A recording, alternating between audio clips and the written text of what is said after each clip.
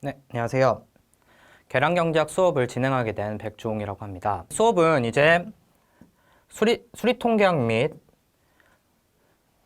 선형대수학에 익숙하지 않은 문과생 분들을 위해서 최대한 수식을 배제하고 직관에 근거한 여러 가지 그런 예시와 직관을 통해서 수업을 진행할 그런 계량경제학 수업인데요.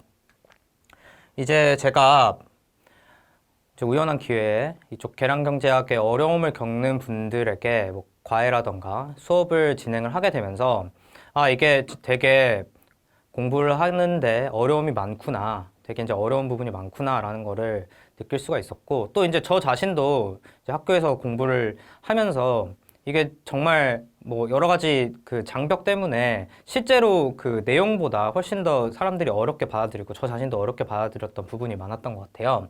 그런 것 때문에 이제 이 수업에서 이제 수업을 통해서 조금 거리감을 줄이고 좀 이해를 좀 돕기 위해서 여러 가지 방법들을 생각해 봤는데요.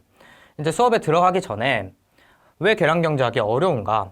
그 이유에 대해서 이제 제가 생각하는 부분들을 이제 몇 가지 이제 다뤄보고, 그다음에 이 수업은 이제 그런 어려움을 해결하기 위해서 어떤 식으로 이제 수업을 진행할 것인지 이걸 다뤄보고, 그다음에 어떤 분들이 이런 수업을 들으시면 도움이 될지에 대해서 얘기를 해본 다음에 어떤 교재를 통해서 어떤 식으로 공부를 하시면은 이제 수업을 좀 더 효과적으로 들으실 수 있는지에 대해서 마지막으로 얘기를 해보도록 하겠습니다.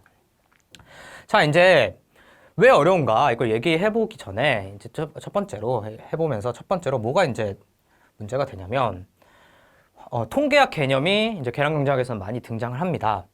특히나 이제 중요한 게 뭐냐면 기초통계학 용어뿐만 아니라 수리통계학, 그러니까 기초통계학 수업 이후에 수강을 하게 될 수리통계학이라든지 이제 경제통계학 중에서도 조금 고난이도 경제통계학에서나 나올 만한 그런 용어들이 이제 일상적으로 등장을 해요. 이제 여러분들이 통계학을 들으셨다. 나는 이제 어느 정도 지식이 있다라고 하면은 여기에 있는 이 단어들을 보시면서 나는 이게 무슨 말인지 확실히 안다. 가령 나는 추정량과 추정치가 뭐가 다른지 알고 임의 추출을 만족하는 표본이라는 것이 임의 표본이라는 것이 무엇을 의미하는지 수학적으로 어떤 조건을 만족하는 표본을 의미하는지에 대해서 안다. 혹은 이제 p-밸류를 이용을 해서 귀무가설을 기각하는 절차, 가설 검정의 절차에 대해서 나는 완벽하게 알고 있다라는 걸 한번 이렇게 되새겨 보시면은 저도 그렇고 저도 이제 계량경제학을 처음 이렇게 다 공부를 했을 때 이 부분들을 완벽하게 이해를 하지 않고 이제 공부를 시작했던 것 같아요. 그렇게 되면은 이게 계량경제학이라는 것 자체가 통계학의 일종의 하위 분야로 시작이 지금 이제 좀 먼저 구분이 됐지만은 우리가 이제 다루게 될 기초 부분들은 사실상 통계학의 응용 통계학 분야라고 해도 다를 바가 없습니다. 그래서 이런 개념들이 여러분이 이제 완벽하게 이해를 하고 있지 않으면은 교과서에 나오는 문장 하나하나조차도 이제 어색하게 느껴질 수밖에 없어요. 그 다음에 두 번째로 수학의 장벽입니다. 보면은 이제 앞에서 이런 용어들이 수리통계학에서 등장하는 것이기도 하고 또한 이제 몇 가지 계량경제에서 중요한 증명 같은 것도 수리통계학의 여러 가지 논리를 따라서 이루어지기 때문에 뭐 카이 제곱 분포가 무엇이며 F 분포가 무엇이며 이런 거에 대한 지식이 없이는 이제 이해하기가 어려워요. 거기다가 이제 더 난이도를 높이는 것이 무엇이냐? 이제 뭐 서울대라든지 고려대라든지 이런 학교들에서는 계량경제학 수업을 다루는 데 있어서 기본적으로 행렬대수를 사용을 합니다. 사용을 해요. 행렬대수라는 건 이제 선형대수학의 일종인데, 그러니까 이게 보면은 이제 처음 이제 공부를 하는 사람이 보면은 이제 계량경제학 교과서를 봤을 때 진짜 무슨 교과서에 X랑 Y밖에 안 나와요. 도대체 이게 무슨 말인가 싶습니다. 그리고 이렇게 공부를 하게 되면은 이제 물론 이렇게 공부하는 게 장점은 있어요. 어떤 수학적 인투이션이나 그점에 나중에 다루게 될 다중회귀 분석 같은 거를 좀 더 정치하게 바라볼 수 있다는 장점이 있는데 문제점은 뭐냐면은 이제 수학 하나하나 따라가기가 버거워서 도대체 내가 하는 게 직관적으로 무슨 의미를 가지며 전체 위치에서 내가 하는 게 지금 그 전체 맥락 속에서 무슨 의미를 가지는지에 대해서 전혀 알지 못하고 그냥 식 하나 증명하고 하나 이제 식 도출해내는데 매몰이 되게 됩니다. 근데 이제 이게 전부가 아니라 사실 이렇게 서형대수학을 사용하지 않고도 어느 정도 설명할 수 있는 많은 부분이 이제 직관적인 언어로서 설명이 가능하기 때문에 이게 이제 전부는 아닌데 항상 이제 이런 장벽이 있기 때문에 엄청 두려움을 많이 느끼게 되는 것 같아요.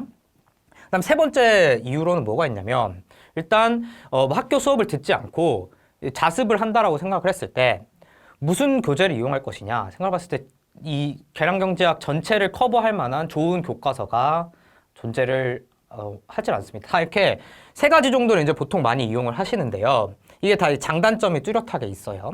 구자라티 계량경제학 같은 경우에는 이제 뭐 하는 같은 걸 준비하시는 분들이 많이 사용하시는 건데 이게 장점이 뭐가 있냐면 첫 번째로 계량경제학의 많은 분야를 대부분의 분야를 이제 커버를 하려고 하는 약간 그 백과사전식의 책입니다. 이제 그게 장점인데 단점으로는 첫 번째로는 그 번역이 조금 부실합니다. 그래서 읽다 보면은 이게 저는 분명히 이 부분에 대한 개념을 알고 읽는다고 하더라도 가끔씩 도대체 뭔 말이야 하는 경우가 있을 정도로 좀 이렇게 번역이 문제가 있고요. 그다음에 뒷부분에 시계열 파트로 갈수록 이제 내용이 좀 빈약해집니다.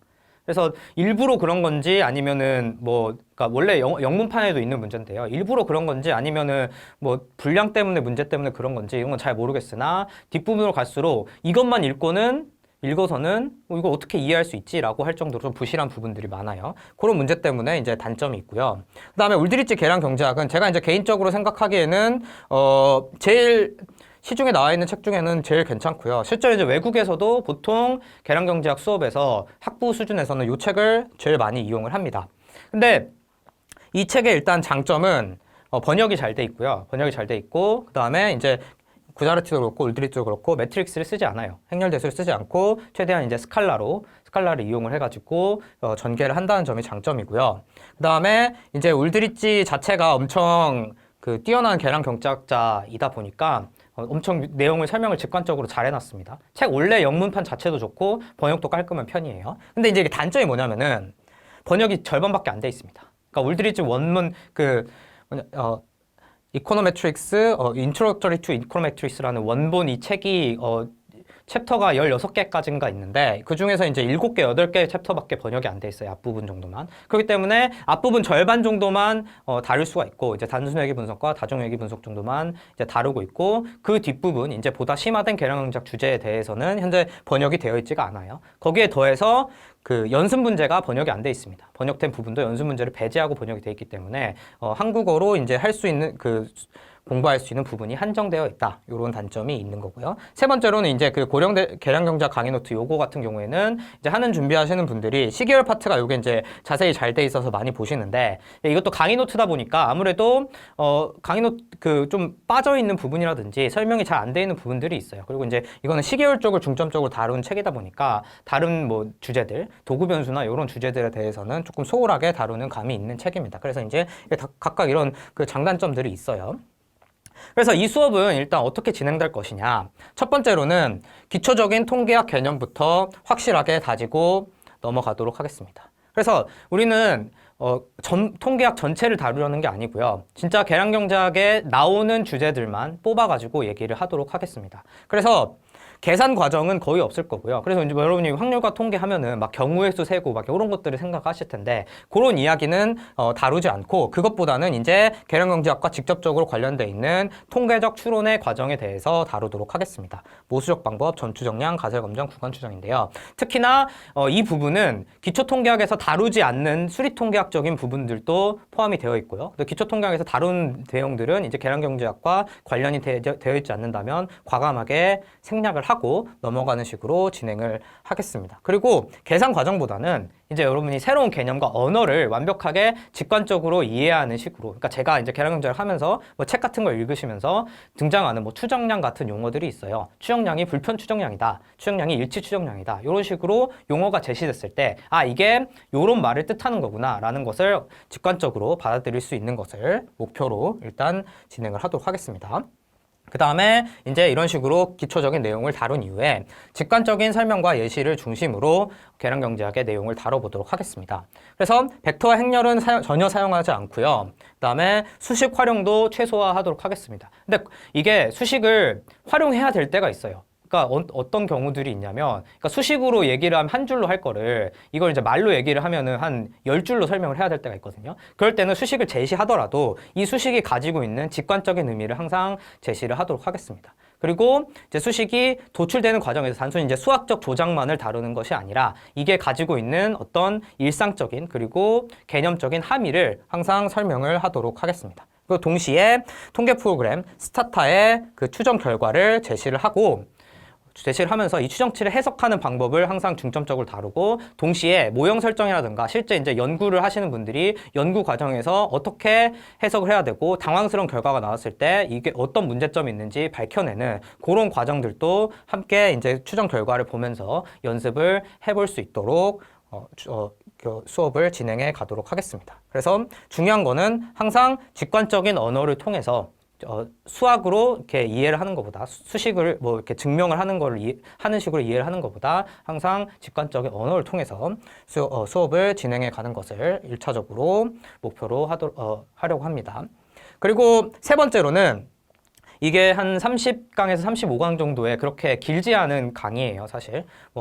이제 다른 강의는 뭐 70강, 80강 이렇게 되는 경우도 있는데, 이렇게 그 강의 안에서도 최대한 이제 주요 주제들은 전부 다 살펴보려고 합니다.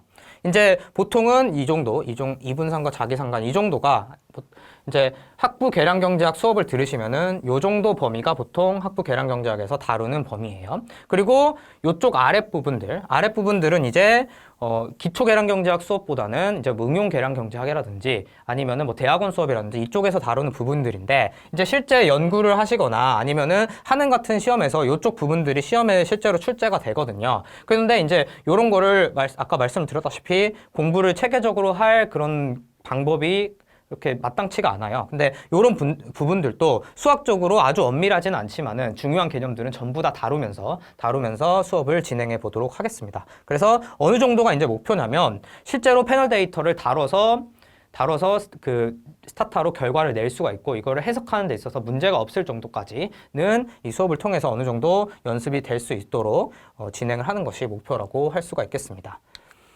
그래서 이제 어떤 분들이 이 수업을 들으시면 도움이 될 것이냐. 첫 번째로는 이제 제가 생각보다 이제 이런 되게 그 경제학 외에 타 사회과학을 전공하시는 이제 대학원생 분들이 이쪽 계량경제학에 대한 그런 지식이 많이 필요하다는 것에 이제 되게 놀랐어요. 왜냐면은 이제 학부 때는 되게 이제 질적인 공부를 주로 하시다가, 이제 대학원 요즘 많은 사회과학 분야는 전부 다 양적 연구가 주류가 되어 있기 때문에 이런 계량경제학과 통계학의 이론을 모르고서는 아예 이제 논문 자체를 읽거나 논문을 쓰거나 하는 게 불가능한 경우가 많습니다. 하지만은 이제 공부를 해보려고 했더니 되게 이게 처음부터 막 수학의 장벽이 있어서 어려움을 느끼시는 분들이 많아요. 이제 그런 분들을 대상으로 최대한 이제 수학의 장벽을 낮추고 직관적으로 이제 어떤 식으로 직관적인 방식으로 연구 결과라든지 아니면은 그 논문의 그런 내용들을 이해를 할 수 있을지, 그거를 이제 중점적으로 얘기를 할 테니까 이런 부분들, 통계학이나 수학의 기초가 부족한 경제, 경영, 사회학 등 사회과학 분야 대학원생 분들은 이 수업을 들으면 많은 도움이 되실 것 같고요. 그 다음에 이제 이런 분들이 많았던 것 같아요. 저도 이제 계량경제학 수업을 처음 수강하기 전에 저도 그렇고 이제 주변 친구들도 되게 걱정을 많이 했습니다. 왜냐면 이게 진짜 난이도가 높고 막 200명이 수강을 하면은 100명이 드랍을 하고 막 이런 말이 많았거든요. 그래서 되게 걱정을 하시는데, 그래서 이제 이게 수학적인 문제로는 다를 수가 없지만은 저도 이제 공부를 해보니까 이게 확실히 직관적인 부분을 먼저 이해를 하고 그거에 대해서 도움을 주는 도구로서 수학을 사용하는 식으로 접근을 하게 되면 훨씬 이제 이 분야를 이해하는 데 있어서 도움이 많이 됐던 것 같아요. 저도 이제 확 이게 이해가 됐던 게, 처음에 이제 수학을 이용을 해서 막 증명을 하고 이런 것들은 능숙하게 됐어요. 근데 이제 그때까지는 뭔가 내가 이걸 왜 하고 있지 이런 생각이 들다가, 이걸 이제 직관적인 언어로서 이해를 한 이후에는 내가 지금까지 했던 수학적 과정이 어떤 의미를 가졌는지에 대해서 훨씬 더 명확하게 보이더라고요. 그렇기 때문에 이렇게 수업을 수강하려고 하는데 이거 너무 못 따라할 것 같아, 도대체 뭔 말인지 모르면 어떡하지? 라는 식으로 걱정하시는 분들은 이제 이 수업을 먼저 들으시고 되게 용어라던가 그 다음에 논리 전개에 익숙해진 후에 학부 수업을 들으시면 훨씬 도움이 될 거라고 생각이 듭니다. 그리고 세 번째로 이제 이런 분들의 수요가 제일 많을 것이라고 생각이 드는데요. 한은이나 금감원 시험에 이제 계량경제학 내용이 나옵니다. 근데 이제 아주 깊은 내용이 나오지 않는데 문제가 뭐냐면은 이제 자주 출제되는 부분이 뭐 검정이라던가 이런 부분뿐만 아니라 시계열 관련 내용이라든지 가끔씩 뭐 도구 변수라든지 패널 데이터 관련 내용도 출제가 돼요. 그러니까 되게 얕게 물어보지만은 넓은 범위를 물어보는 경우가 많습니다. 근데 이제 이거를 공부를 하려고 책을 찾아보면은 이렇게 흔치가 않아요. 뭘로 공부를 해야 될지 되게 어렵습니다. 뭐 시계열 같은 경우에는 김창진 그 강의 노트를 사용을 하고 그 다음에 뭐 다른 부분에 대해서는 구자라티를 스터디를 하고 이런 식으로 하는데 이게 되게 비효율적인 경우가 많아요. 그래서 이런 식으로 이제 되게 넓은 내용을 공부를 하시는 게 필요한데 근데 그거를 아주 수학적으로 깊게 공부할 필요는 없는 그런 경우에 이 수업을 수강하시면은 도움이 많이 될 것 같습니다. 그래서 근데 제가 이제 아예 수학을 안 다룬다는 게 아니고 뭐 이제 예를 들어 정상성 증명 같이 진짜 수학이 필요한 부분들은 이제 수학적인 증명을 다루고 넘어가니까 그 부분에 대해서는 걱정하지 않으셔도 될 것 같습니다. 그래서 이제 아래는 뭐냐면은 이제 각각 이제 이게 계량경제학이 범위가 엄청 넓다 보니까 공부하는 목적이 뭐냐에 따라서 쓸모없는 부분이 있을 수가 있어요. 그래서 어떤 부분은 생략해도 되는지에 대해서 이렇게 제시를 해 놓았으니 이 부분의 강의는 뭐 이런 목적으로 들으신 분들이라면 이 부분의 강의는 건너뛰고 이렇게 이해를 하셔도 될 것 같습니다. 그리고 이제 어떤 교재를 사용할지를 말씀을 드릴 텐데요.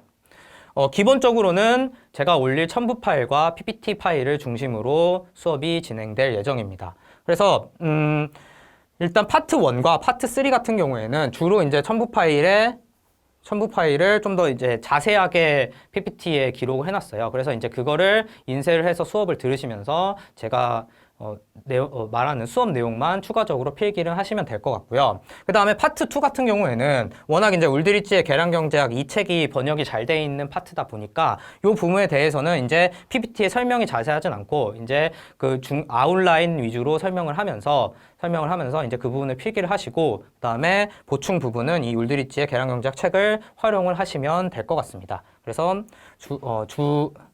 내용은 이제 첨부 파일로 올려도 PPT 파일로 진행이 되는데 이제 이 파트 2 부분은 요 책을 구매를 하셔서 사용을 하시면 좋을 것 같아요. 특히나 파트 2가 가장 핵심이 되는 부분이라고 할 수가 있습니다. 요 파트 2를 완벽하게 이해를 하셨다 그러면 파트 3는 상대적으로 간단해요. 그렇기 때문에 요 부분은 좀 이렇게 교과서를 구매를 하셔서 좀 더 이해를 완벽하게 하시고 넘어가는 편을 추천을 드리고요. 그 다음에 참고 교재로는 파트 1에 대해서는 김동욱저의 통계학 원론, 그 다음에 파트 3에 대해서는 이제 울드리치 그 계량경제학 영문판을 추천을 드립니다. 구자라티 책은 어차피 구자라티 책에 나오는 내용들 중에 중요한 부분들은 제가 다 다루고 넘어갈 거예요.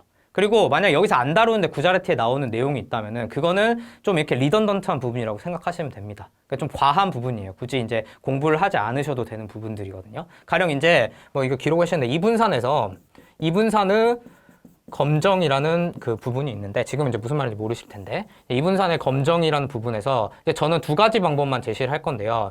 구자라티 책을 보면 5가지, 6가지 이렇게 제시가 돼 있어요. 근데 이제 거기서 제시하고 있는 방법 중에 3-4가지 이제 제가 제시하지 않는 방법들은 실제로 쓰이지도 않고 시험에서 나올 일도 거의 없습니다. 그리고 학교 수업에서도 그런 테스트에 대해서는 다루지를 않아요. 그렇기 때문에 그런 부분들은 리더넌트한 부분이니까 중요하지 않아서 다루지 않는다라고 생각을 하시면 될 것 같고요. 그래서 이제 파트 3 부분에 대해서 보충이 필요하시다라고 하면은 요 책을 참고로 하시면 되는데 근데 어차피 제가 이제 이 PPT 파일을 만들 때 전부 다 이제 울드리치 책을 정리하는 식으로 PPT를 만들었기 때문에 이제 중요한 내용은 다 PPT에 담겨 있다고 생각을 하시고 그 부분들을 중점적으로 공부를 하시면 될 것 같습니다. 그리고 이제 걱정하시는 부분 중에 하나가 되게 이게 수학적으로 어렵다고 걱정을 하시는 분들이 많아서 나는 수학을 이제 하나도 모르는데 나는 이제 뭐 고등학교 이후로 수학을 한 적이 없는데 이거 못 따라가는 거 어떡하냐, 못 따라가면 어떡하냐 이런 식으로 걱정을 하시는 분들이 있을 것 같아요. 그런데 이제 필요한 수학 수준은요, 이제 고등학교 수학 수준이 아닌 거는 자연로그 변환이랑 편미분 정도입니다. 자연로그 변환이랑 편미분 정도. 근데 이거는 이제 경제학을 전공하시는 분들은 1학년 때 다 한 번쯤은 해본 부분들이기 때문에 뭐 1학년, 2학년 때 미시경제학 듣거나 아니면 경제통역 듣거나 할 때 전부 다 익숙한 부분이기 때문에 크게 문제는 안 될 것 같고요. 이제 뭐 비경제학 전공하시는 분들 중에서는 이게 이제 익숙하지 않은 분들도 있을 텐데 뭐 로그 같은 경우에는 이제 고등학교 과정에서 배웠는데 이제 자연로그가 뭔지에 대해서는 뭐 인터넷 같은 데에서 살짝 찾아보셔도 그렇게 이해 어렵진 않을 것 같고요. 편미분 역시도 그냥 미분의 응용이기 때문에 그게 따라오는데 문제는 없을 거라고 생각이 듭니다. 근데 이제 이 부분이 너무 어렵다라고 하시는 분들은 이제 뭐 제가 이제 보충 자료 같은 거를 올려드릴 테니까 그런 거를 참고를 하셔서 공부를 하시고 들으시면 될 것 같고요. 이제 주로 이제 많이 쓰게 될 개념들은 시그마 이거 합의 연산 있잖아요. 이건 이제 지겹도록 보게 될 거고 자연로그 변환, 그 다음에 함수의 극한, 리미트 씌우는 거 있잖아요. 그 다음에 함수의 미분 정도고요. 근데 적분은 계산한 일은 없습니다. 그냥 기호가 무슨 뜻을 가지는지 민넓이를 구하는 거다. 그것만 알고 쓰시면 되고요. 그 다음에 확률과 통계 부분이 이제 실제로 이제 통계학과 계량경제학에 연결된 직접적인 부분인데 요거는 이제 기억이 거의 안 나셔도 상관이 없습니다.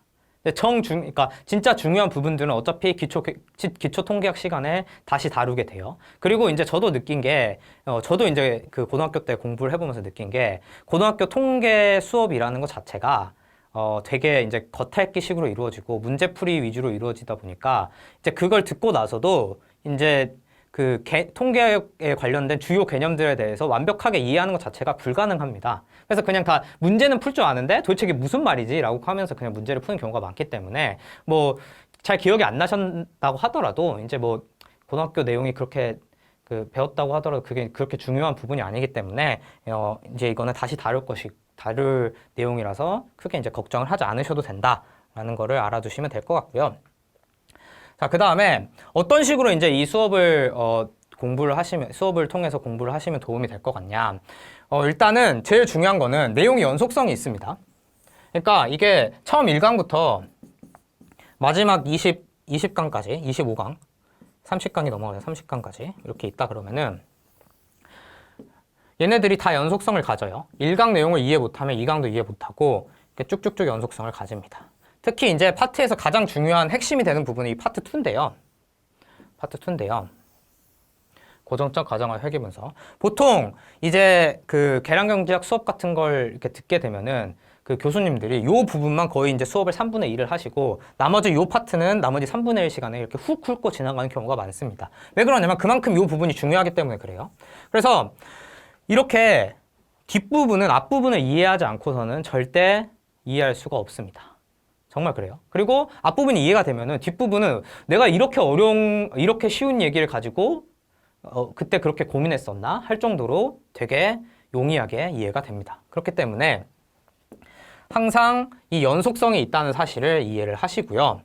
그 다음에 수업을 들으시면서 주요 개념들을 습득을 하시면 됩니다. 그래서 뭐 개념을 습득한다는 건 무슨 말이냐면 저는 이제 어떤 식의 이제 공부 방법이 좋다고 생각을 하냐면 이제 뭐 표준 오차라는 개념을 배웠어요. 그럼 이거를 이제 남한테 설명해 줄 수 있을 정도가 되면 좋을 것 같아요. 그러니까 우리가 수식을 최대한 활용하지 않기 때문에 이거를 언어적인 표현으로 주로 진행을 하기 때문에 이거를 언어로 그러니까 말로 직관적으로 표현을 할 수 있을 정도가 돼야지 완벽하게 이해가 됐다고 생각이 들거든요. 그렇기 때문에 이제 제가 이제 여러분한테 설명을 전달해 드리는 것처럼 이제 여러분도 다른 사람에게 전달해 줄 수 있을 정도로 그러니까 뭐 예시를 들어서 설명을 한다거나 이런 식으로 이제 반복해서 되새겨 보시면은 그 다음에 연습을 해 보시면은 이제 개념을 이해하는 데 도움이 되실 것 같고요. 그 다음에 이제 이게 제대로 이해가 됐는지를 보기 위해서 이제 리뷰 파일, 그 다음에 개념에 대한 이해를 돕기 위한 리뷰 파일이 제시가 될 거고요. 그다음에 여기서는 이제 주요 개념들에 대해서 체크리스트가 담겨 있겠습니다. 그리고 또 이제 중요한 게 문제를 풀어보는 게 중요합니다. 그러니까 아무리 우리가 수식을 안 쓴다 그래도 이게 내가 제대로 이해하고 있는지 안 이해하고 있는지 자기도 몰라요.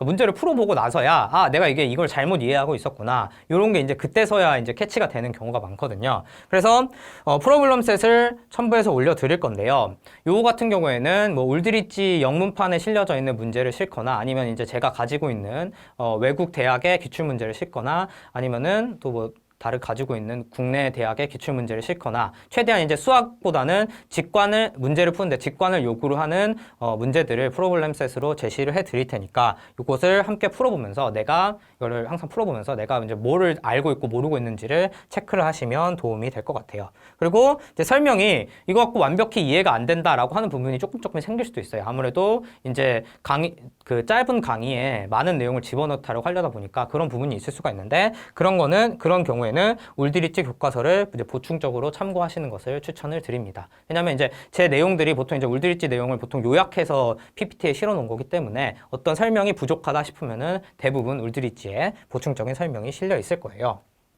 그래서 수업의 목표는 무엇이냐?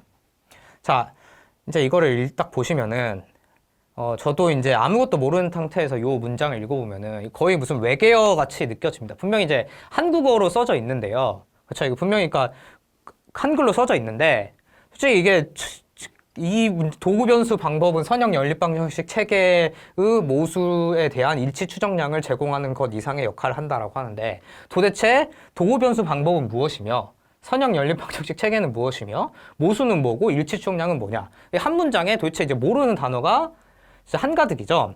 또 이 아래도 보면은 앞에서 설명한 것처럼 내생성이 있다고 의심되는 독립변수에 대해서 우리는 오차함과 연관성이 없으면서 내생변수 결정에 영향을 주는 소위 도구변수를 발견하여 추정하는 방법을 제안해왔다. 얘기를 하는데 도대체 그냥 진짜 외국어처럼 느껴집니다.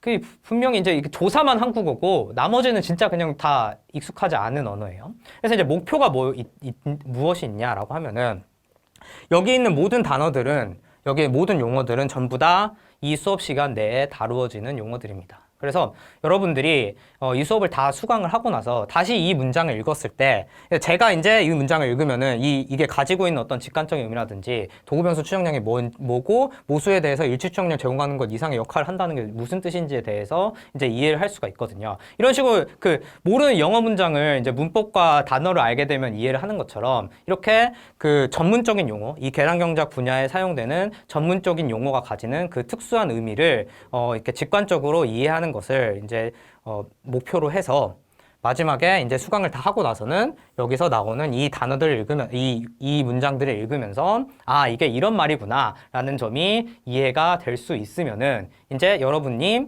이 어떤 이제 앞으로 어떤 장점이 있냐면 이제 이 수업 외에 다른 내용들을 공부를 할 힘이 생기게 됩니다. 가령 이제 이 대체로 해롭지 않은 계량경제학이라는 책은 이제 앵그리스트와 피시케라는 곧 이제 노벨 경제학상을 탈 것으로 유력한 두 경제학자가 저술한 책인데요. 이제 이 책은 그 사회과학도라면 어떤 인과관계를 분석하려는 사회과학도라면은 한 번쯤 읽을 것을 추천되는 그런 엄청 좋은 책이에요. 근데 여러분이 이제 이 책을 읽으면서 아 나는 이제 인과관계 분석을 데이터를 가지고 어떻게 하는지에 대해서 알아봐야지라고 했는데 책을 폈는데 나오는 용어가 이럽니다. 그러면은 이거는 이제 바로 그냥 책을 덮고 아 안 되겠다 이렇게 하겠죠. 근데 이제 이 수업을 듣고 나서 이런 용어들에 익숙해진다면은 이제 이 수업 내용뿐만 아니라 이제 스스로 공부를 하면서 다른 이제 더 많은 계량경제학에 대한 지식들이라든지 아니면 여기서 다루지 않는 여러 가지 도구와 툴들을 이해하는 데 있어서 중요한 밑바탕이 될 수 있을 것으로 생각이 듭니다. 그래서 함께 이제 공부를 해 가면서 되게 지금은 어색하게 느껴지지만 조금 더 이제 계량경제학을 친숙하게 느낄 수 있도록 함께 열심히 해봤으면 좋겠습니다.